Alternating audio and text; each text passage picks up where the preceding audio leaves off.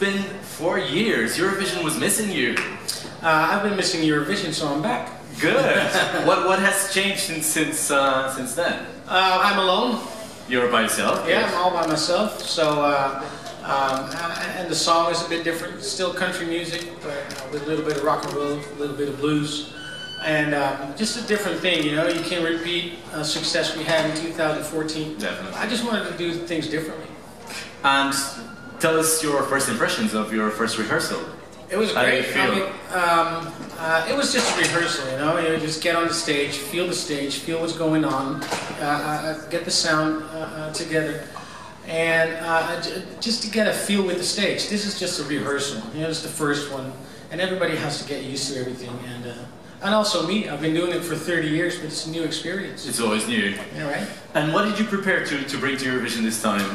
Is there like a concept behind your staging? Is Well, it just last something... year, Salvador, his final thing that he said was he wanted real musicians and real music on stage at Eurovision. Yeah. So here I am, real music and real musicians. So you felt inspired from his... No, I didn't need his words, because I've been doing it for 30 years. Probably longer than him, that doesn't matter, but it's a great chance if somebody invites people to do real music on stage.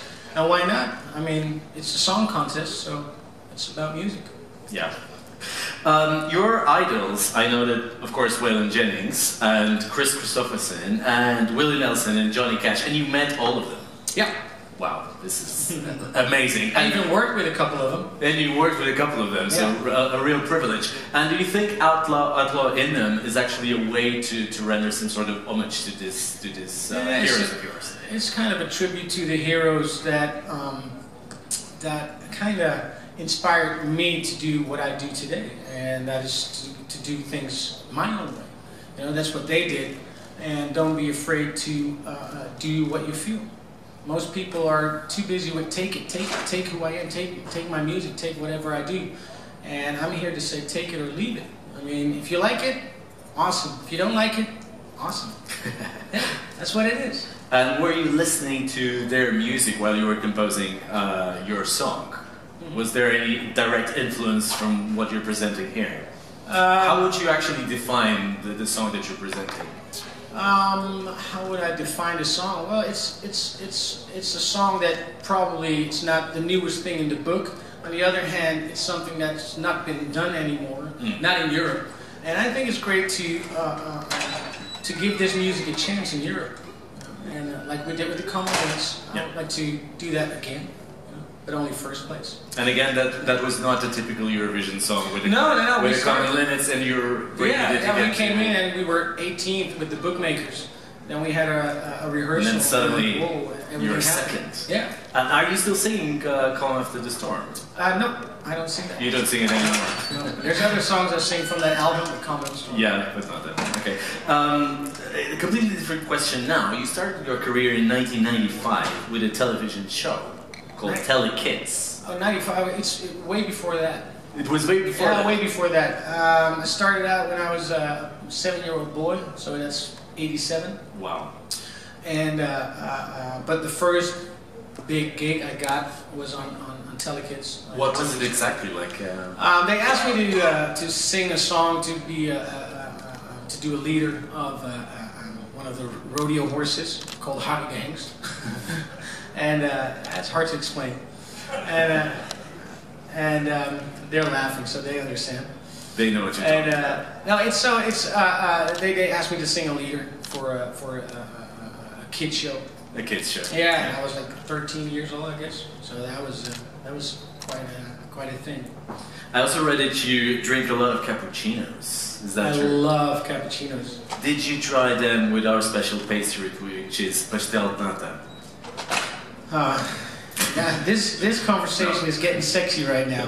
Like we're talking cappuccino and pastel de nata. I mean, those two things, all day, every day, and twice on Sunday. Hey, that's my kind of guy.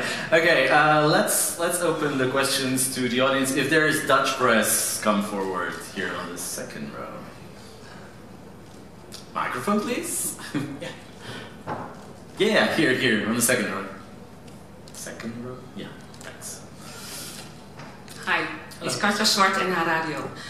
In the TV show where you revealed your song, you said you were going to be on stage by yourself.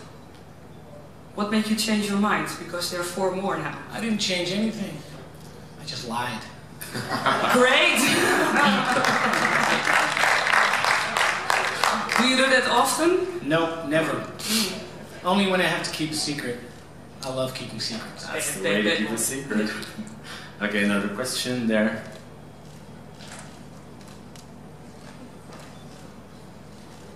Hi, Alistair Birch from Eurovision. First, thank you, Waylon. A lot of my friends won a lot of money when you came second last time, because I told them you were going to and then placed bets. So thank you for that. But your music this time, your performance, is a mix of country with kind of an urban feel. Mm-hmm. Who came up with the concept, and how do you think country music belongs in the city?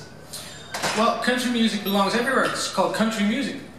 And the country has cities, right? So, the thing that I wanted to do is that country music has always been not misunderstood over here in Europe. And we like a lot of music that kind of sounds like country music. When Ronan Keating does a song, If Tomorrow Never Comes, it's a country song. Garth Brooks doesn't get a hit with it because he wears a hat. Ronan Keating gets it because he's Ronan Keating. And we understand all of a sudden. And the thing that I wanted to do is that, like, country music has this boring image of cowboys. No, but like for us Europeans, like cowboys and horses and stuff. And what I wanted to do is keep the music, because what they do in America right now is they're changing the music. They call it bro country, and it makes no sense. So what I'm trying to do is keep the music as it was and as it should be, and change the lifestyle around it. Because it's okay for great dancers to like country music and to like this kind of music. So that's what I'm trying to do, to let it, it's not dull music. It never was. So. Thank you. There, in the back. Hello, Martin Schmidtner, Eurovision, Germany. You talked about real musicians on stage. And I want to ask about the staging. They are a real band in the beginning, and then one by one they are changing into a dance group. So you are the only real musician on stage. Who had the idea? Dancers are musicians too. They have to feel the music. They have to move to the music. So they're musicians too. Yeah. It's quiet. Okay, there. Hallo Waylon, Jasper van België, Songfestival.be. Hi.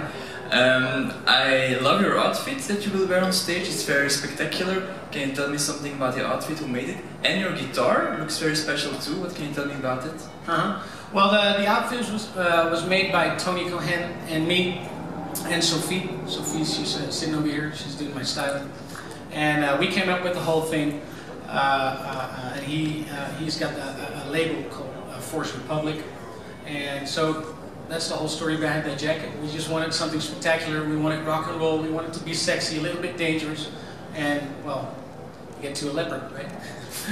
and the guitar was made by Wim Biesheuvel, who is a great artist, and he carves the leather, and it's like a sleeve over my guitar, and it's amazing how he does it. So, yeah, that's it. Thank you. There in the back.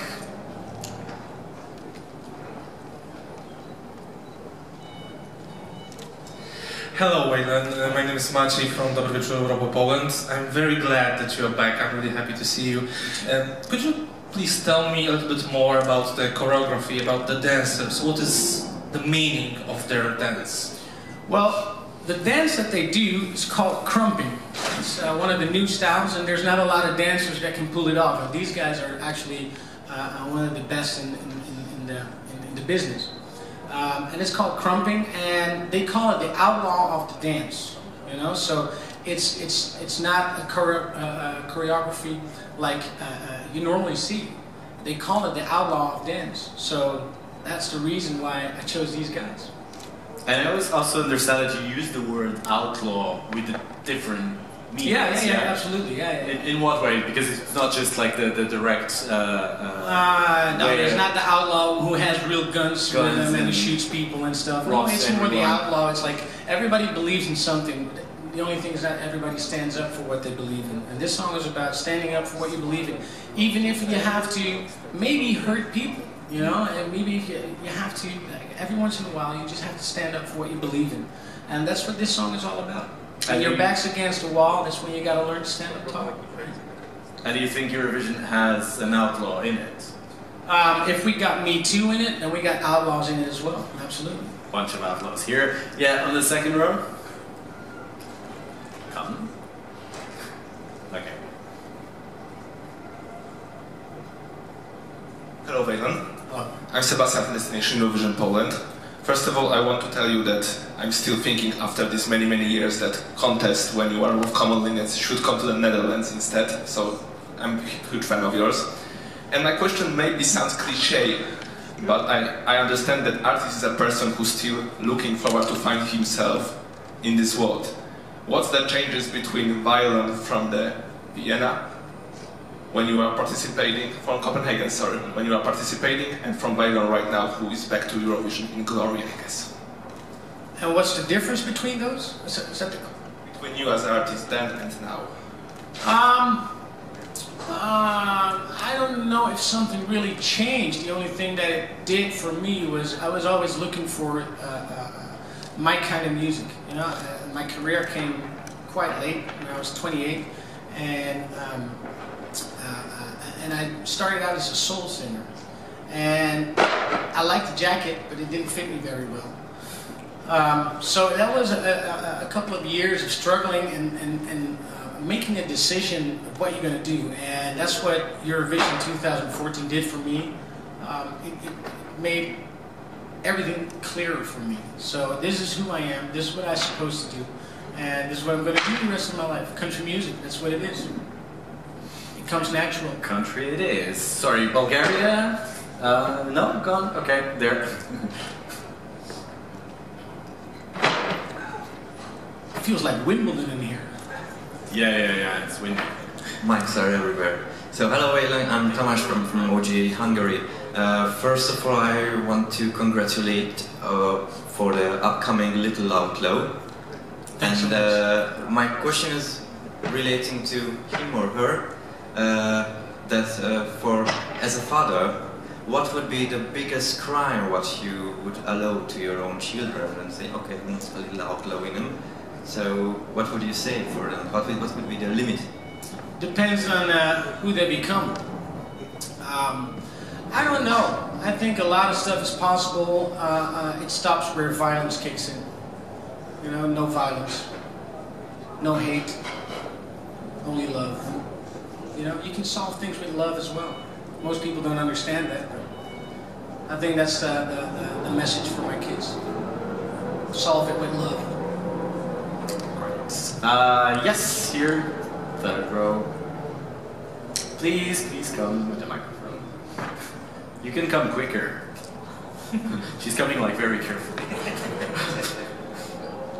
Thanks, Waylon, for the rehearsal.